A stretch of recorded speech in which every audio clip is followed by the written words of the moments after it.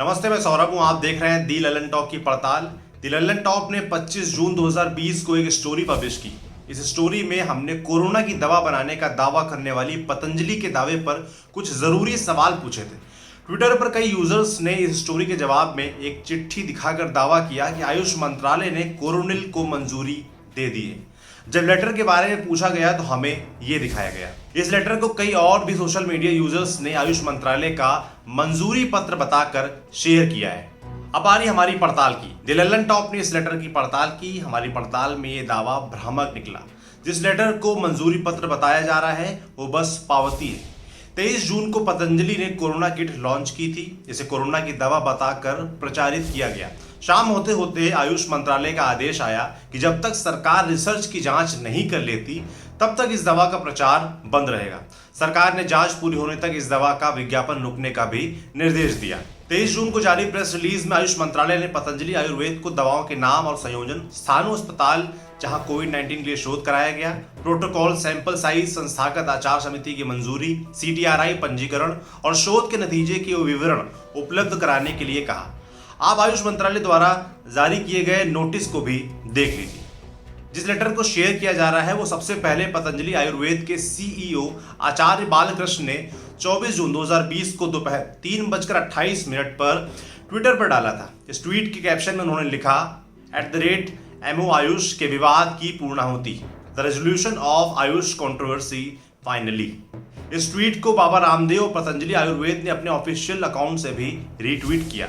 Letter tweet करने से पहले भी बालकृष्ण ने एक जानकारी साझा की थी। 23 जून की रात 8:28 पर आयुष मंत्रालय का नोटिस मिलने के ठीक बाद इसमें उन्होंने लिखा था कि मंत्रालय को सारी जानकारियां उपलब्ध करा दी गई। मंजूरी पत्र बताकर वायरल हो रहे लेटर को ध्यान से देखने पर कई बातें समझ में आती हैं। पहला ये कि लेटर आचार्य बालकृष्ण को संबोधित था। दूसरा, 23 जून को आयुष मंत्रालय ने पतंजलि आयुर्वेद के द्वारा प्रचारित की जा रही कोरोना किट के संबंध में नोटिस भेजा था और संबंधित डॉक्यूमेंट्स उपलब्ध कराने के लिए कहा। ये वही डॉक्यूमेंट्स हैं जो आप आयुष मंत्रालय की प्रेस रिलीज में देख सकते हैं। नोटिस के जवाब में पतंजलि आयुर्वेद ने सारे डॉक्यूमेंट्स भेजे। मंत्रालय ने इन डॉक्यूमेंट्स की पावती 24 जून को ईमेल पर भेजी थी। ये मंजूरी पत्र बिल्कुल भी नहीं था। एक सिंपल उदाहरण से आपको हम पूरा गुणागणित समझा देते हैं। ऐसा अक्सर यूनिवर्सिटीज में होता है। जब छात्र नेता अपनी मांगे मनवाने के लिए अधिकारियों को ज्ञापन सौंपते हैं तो अधिकारी ज्ञापन लेते हैं और बदले में एक रसीद देते हैं, ये बताने के लिए कि हमने आपका प्रस्ताव रख लिया है। अब बैठकर विचार करेंगे, अगर सब सही रहा तो आपकी मांगे मान ली जाएंगी। ज्ञापन रिसीव करवाने का ये मतलब कतई नहीं होता है कि मांगे मान ही ली गई हैं। एक और उदाहरण आपको देते हैं। आप यूनिवर्सिटी में दाखिले के लिए फॉर्म भरते हैं। आपके डॉक्यूमेंट सही हुए तो परीक्षा में बैठने के लिए आपको एडमिट कार्ड मिलता है। लेकिन एडमिट कार्ड मिलने का ये मतलब नहीं होता कि आपको एडमिशन मिल ही जाएगा। एडमिशन मिलने के बाद परीक्षा के नतीजे पर निर्भर करती है। इस केस में भी कुछ ऐसा ही है। आयुष मंत्रालय ने दवा को मंजूरी नहीं दी है, बल्कि ये कहा है कि आपका डॉक्यूमेंट हमें मिल गया, अब हम इसकी जांच करेंगे, पड़ताल करेंगे, सब कुछ सही रहा तो दवा को मंजूरी भी दी जा सकती है। पतंजलि ने कौन कौन से डॉक्यूमेंट उपलब्ध करवाए हैं ये भी आपको बता देते हैं।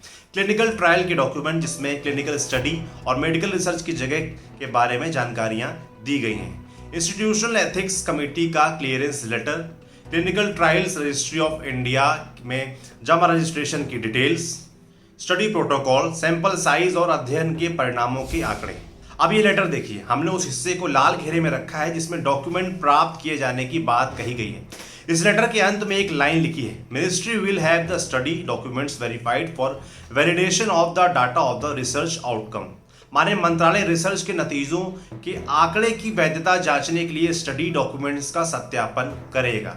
24 जून की लाइव मिनट की रिपोर्ट है। केंद्रीय आयुष मंत्री श्रीपद नाइक ने न्यूज एजेंसी PTI से कहा कि पतंजलि ने मंत्रालय में रिपोर्ट जमा करा दी है। आयुष मंत्रालय इसकी जांच करेगा और इसके बाद ही कोई परमिशन दी जा सकेगी। मतलब ये कि आयुष मंत्रालय की जांच जारी है और इस पर कोई निर्णय नहीं आया है। पतंजलि ने भी कोरोना किट को मंजूरी मिलने का कोई दावा नहीं किया है। मगर कुछ सोशल मीडिया यूजर्स ने आचार्य बालकृष्ण द्वारा ट्वीट की गई पावती रसीद को ही मंजूरी पत्र समझ लिया, जिससे भ्रम की स्थिति पैदा हुई। अभी तक ऐसी कोई रिपोर्ट नहीं आई जिसमें पतंजलि द्वारा लॉन्च की गई कोरोना किट को मंत्रालय की मंजूरी मिलने के बाद की गई हो। तो नतीजा क्या निकला पड़ताल का? पतंजलि की कोरोना किट को आयुष मंत्रालय की मंजूरी मिलने का दावा भ्रामक है। जिस लेटर को मंजूरी पत्र बताकर शेयर किया जा रहा है वो पावती है। इस लेटर में मंत्रालय ने यह कहा है कि आपका डॉक्यूमेंट हमें प्राप्त हुआ। अब आगे की कार्यवाही जांच पूरी होने के बाद की जाएगी। इसके अलावा किसी भी मीडिया रिपोर्ट ने पतंजलि द्वारा लॉन्च की गई कोरोना किट को आयुष मंत्रालय की मंजूरी मिलने के बाद नहीं कही है। आपके लिए पड़ताल की थी हमारे साथी अभिषेक ने। अगर आपको भी किसी ऐसी खबर पर शक है तो हमें मेल करें padtalmail@gmail.com पर। हम उसकी पड़ताल करेंगे और पूरा सच आपको बताएंगे। देखते रहिए दी लल्लन टॉप। शुक्रिया।